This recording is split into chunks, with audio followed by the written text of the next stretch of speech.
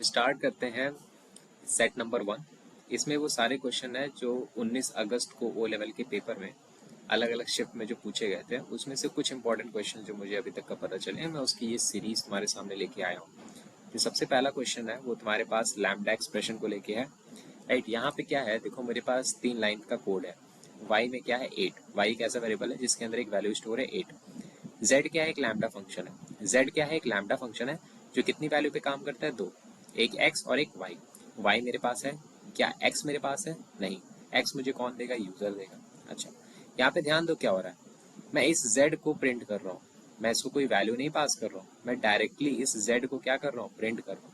अगर मैं lambda expression को डायरेक्टली प्रिंट करता हूँ पाइथन के अंदर, तो जो आउटपुट है वो मुझे कुछ इस तरह से दिखता है। ये मेरे पास क्या आया, एक आउटपुट। राइट, जो आउटपुट है वो मेरे पास कुछ इस तरह से आया, ये एक आउटपुट है। अच्छा, अब ये जो आउटपुट है इसका मतलब क्या, पहले देखते हैं। ये जो आउटपुट है, यहाँ पे जो सबसे पहला लिखा हुआ है फंक्शन, इसका मतलब जो मैं प्रिंट किया हूँ वो क्या है, एक फंक्शन है। जो मैं प्रिंट किया हूँ वो क्या है, एक फंक्शन है। दूसरा यहाँ पे क्या लिखा है, लैम्बडा। ये मुझे बता रहा है कि जो फंक्शन मैंने प्रिंट किया है वो कौन सा फंक्शन है, एक लैम्बडा फंक्शन है। राइट, पहला बता रहा है कि एक फंक्शन है जो मैंने प्रिंट किया। दूसरा जो लैम्बडा है ये मुझे बता रहा है कि किस तरह का फंक्शन है, लैम्बडा फंक्शन। फाइन। जो तीसरा है ये मुझे क्या बता रहा है, ये मुझे मेमोरी का एड्रेस बता रहा है जहाँ पे फंक्शन स्टोर है। अब तुम जानते हो, तुम पाइथन में किसी कोई भी वेरिएबल बनाते हो, कोई भी फंक्शन बनाते हो, तो वो कहीं ना कहीं उसको मेमोरी मिलता है जहाँ पे वो रन करता है। राइट, अभी जो लैम्बडा फंक्शन है ये कहाँ पे है, ये तुम्हारे सामने ये जो मेमोरी का एड्रेस दिख रहा है ना, इस एड्रेस पे ये तुम्हारा लैम्बडा फंक्शन स्टोर है। तो तुमको आउटपुट में इस तरह से मिलेगा, पहला तुम्हारा रहेगा कि ये फंक्शन है, दूसरा बताएगा लैम्बडा फंक्शन है, तीसरा बताएगा कि इसका मेमोरी एड्रेस क्या है।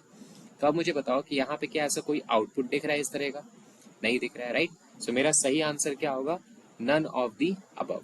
फाइन, इतना समझ में आया, मेरा सही आंसर क्या होगा, none of the above. Fine, अब थोड़ा आगे चलते हैं नेक्स्ट क्वेश्चन पे। ये तुम्हारे सामने दूसरा क्वेश्चन है जो तुम्हारे पेपर में आया था। यहाँ पे पूछ रहा है कि ये जो तुम्हारे सामने लाइन लिखा हुआ है ना, प्रिंट -9 को मैं क्या कर रहा हूँ, डिवाइड कर रहा हूँ 2 से। लेकिन एक किस तरह का डिवीजन है, इसको मैं कहता हूँ फ्लोर डिवीजन। इसको मैं क्या कहता हूँ, फ्लोर डिवीजन। फ्लोर डिवीजन कहो या आप इसको क्या कह सकते हो, ट्रंकेशन डिवीजन। राइट, इसको मैं क्या कहता हूँ, ट्रंकेशन डिवीजन। ट्रंकेशन डिवीजन किस तरह से काम करता है, राउंड डाउन की तरह। राइट, जो ट्रंकेशन मेथड है वो किस तरह से काम करता है, सॉरी, ट्रंकेशन ऑपरेटर या ट्रंकेशन डिवीजन किस तरह से काम करता है, राउंड डाउन की तरह। इसको एग्जाम्पल से समझते हैं। इसके लिए मैं यहाँ पे तुमको कुछ एग्जाम्पल्स दिखाऊंगा, और इस एग्जाम्पल को समझने के लिए हम लोग किसका यूज करेंगे, नंबर लाइन का। राइट, नंबर लाइन का यूज करेंगे। अच्छा, अब यहाँ पे देखो सबसे पहला एग्जाम्पल तुम्हारे सामने है, क्या होगा अगर मैं 9 को ट्रंकेशन डिवीजन करूँ, किसके साथ, 2 के साथ। अगर मैं नॉर्मली डिवाइड करता हूँ तो मेरे पास आउटपुट में आएगा 4.5। राइट, अब जो ट्रंकेशन डिवीजन है वो किस तरह से काम करता है, राउंड डाउन की तरह, मतलब मुझे एक छोटी वैल्यू देगा। सो 4.5, अगर नंबर सिस्टम में देखो 4.5 यहाँ कहीं बीच में लाई करेगा, और 4.5 से छोटा नंबर क्या होगा, 4। 4.5 से छोटा नंबर क्या होगा, 4। तो आउटपुट मुझे क्या मिल रहा है, 4। फाइन, दूसरा एग्जाम्पल देखो, यहाँ पे मैंने क्या किया, 9 को नेगेटिव बना दिया और 2 मेरा पॉजिटिव है। अब की बार मुझे आउटपुट में क्या मिलेगा, -4.5। अब की बार मुझे आउटपुट में क्या मिला, -4.5। नंबर सिस्टम पे देखो, -4.5 यहाँ कहीं लाई करेगा। अब अगर मैं तुमसे पूछूं कि -4.5 से छोटा नंबर कौन सा होगा, तो तुम क्या बताओगे, -5। क्योंकि निगेटिव में जैसे जैसे मैं पीछे के साइड आता हूँ, तो जो पीछे वाला नंबर होता है वो आगे वाले के मुकाबले छोटा होता है। फाइन, सो अगर -4.5 यहाँ कहीं लाई करता है तो इससे छोटा नंबर क्या होगा, -5। तो इसका आंसर क्या आ रहा है, -5। और कुछ मेथड्स देख लेते हैं, और कुछ एग्जांपल्स देख लेते हैं। सेकंड, इसमें मैंने क्या किया, 2 को नेगेटिव बना दिया। यहाँ पे भी मुझे क्या मिल रहा है, सेम आउटपुट, क्योंकि -4.5 है, और -4.5 से छोटी वैल्यू क्या होगी, -5। नेक्स्ट, लास्ट 2 एग्जांपल और देखते हैं। अगर मैं 7 को ट्रंकेशन डिवीजन करता हूँ 3 के साथ, तो आउटपुट मुझे क्या मिलता है, 2.333 डॉट डॉट डॉट, यही 3 कंटिन्यू होता रहेगा। राइट, और ये मुझे क्या देता है, राउंड डाउन करके देता है, मतलब छोटी वैल्यू। तो इसमें छोटी वैल्यू क्या होगी, 2। अब इसी तरह से अगर मैं इसको -7 करूं ट्रंकेशन डिवीजन बाई 3, तो मुझे आउटपुट में क्या मिलेगा, -2.33।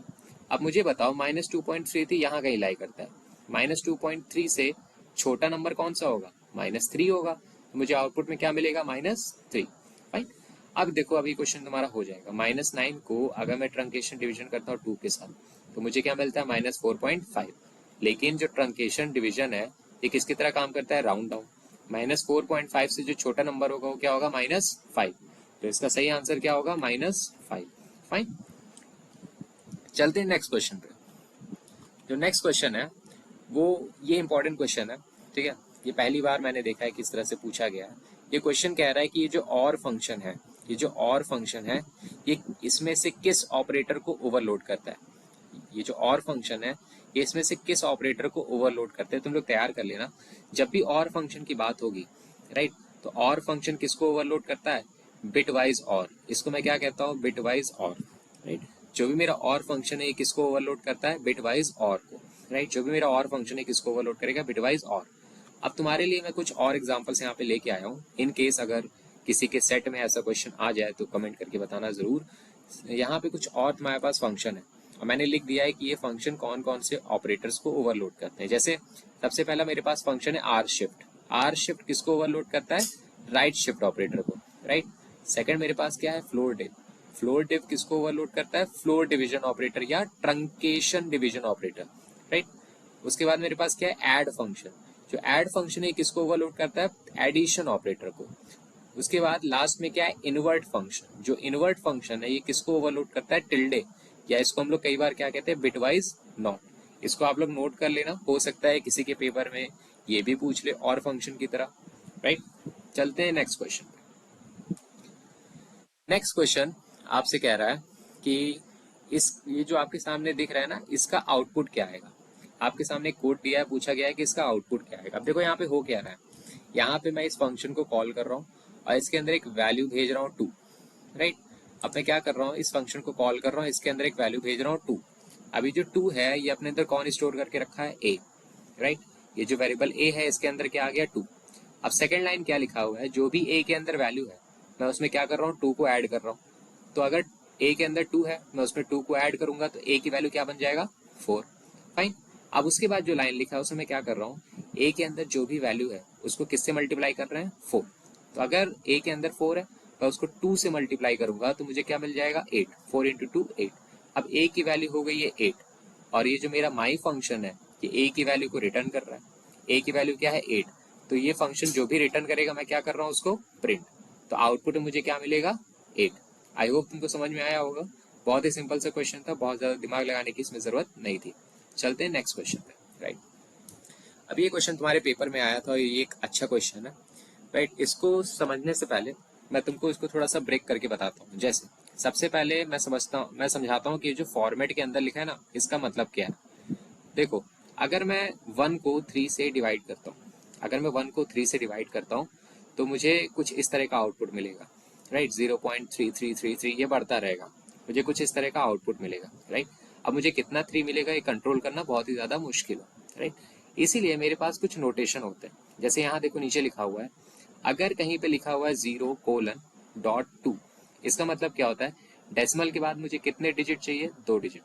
अगर कहीं लिखा हुआ है 0:3, इसका मतलब क्या है कि डेसिमल के बाद मुझे कितने डिजिट चाहिए, 3 डिजिट। फाइन। अब इस क्वेश्चन को पढ़ो, यहाँ पे क्या है कि फॉर्मेट के अंदर जो भी है उसका जो भी रिजल्ट आएगा उसमें उसमें से मुझे क्या रिजल्ट चाहिए, डेसिमल के बाद खाली 2 डिजिट। तो मुझे सही आंसर क्या मिलेगा, 0.33। आई होप तुमको समझ में आया होगा, बहुत ही सिंपल तरीके से समझाने की कोशिश किया हूँ। अब चलते हैं नेक्स्ट क्वेश्चन पे। फाइन। ये क्वेश्चन जो है तुम्हारा नंपाई के ऊपर आया है, राइट। इसको समझते हैं एक एग्जांपल से। यहाँ पे देखो लिखा हुआ है np.zeros 2,2। इसको समझते हैं। ये जो np.zeros के अंदर 2,2 लिखा है, तो जो पहला वाला 2 है इसका मतलब होता है रोज, और जो सेकंड वाला 2 है इसका मतलब होता है कॉलम्स। इसका मतलब मुझे एक ऐसा नंपाई का एरे बनाना है जिसके अंदर सारे एलिमेंट 0 हों, राइट। ये तो 0 फंक्शन का काम हो गया। अब कितने रो होने चाहिए उस एरे के अंदर, कितने कॉलम होने चाहिए, 2 रो और 2 कॉलम। एक एग्जांपल समझते हैं। देखो तुम्हारे सामने एक एग्जांपल मैंने रखा हुआ है, राइट। यहाँ पे ये जो पहला वाला है और दूसरा वाला है, ये तुम्हारा पहला क्या है, रो नंबर 1। जो सेकंड है क्या है, रो नंबर 2। उसके बाद ये दोनों तुम्हारे पास क्या है, कॉलम्स है, 2 कॉलम्स है, 2 रो है। अब ऑब्वियस सी बात है ये मेरे पास कौन सा एरे है, जीरोस। तो इसके अंदर के जितने भी एलिमेंट होंगे सब क्या होंगे, 0 होंगे। तो अगर मैं दिए गए ऑप्शंस में से देखूं तो जो सही ऑप्शन बैठेगा वो कौन सा रहेगा, option number A, right. I hope तुमको समझ में आया होगा। चलते हैं नेक्स्ट क्वेश्चन पे। ओके, सो क्वेश्चन यहाँ पे खत्म हो गया। Fine, this is part 1। अभी तक मैं जितना क्वेश्चन पाया हूँ उसको बना पाया हूँ। मेरे पास कुछ और क्वेश्चन है, तो डू लाइक सब्सक्राइब। अगर इस पे ज्यादा रीच बढ़ी तो मैं सेकंड पार्ट भी बहुत जल्दी लेके आऊंगा, और प्रिपेयर करते रहो। Okay, thank you.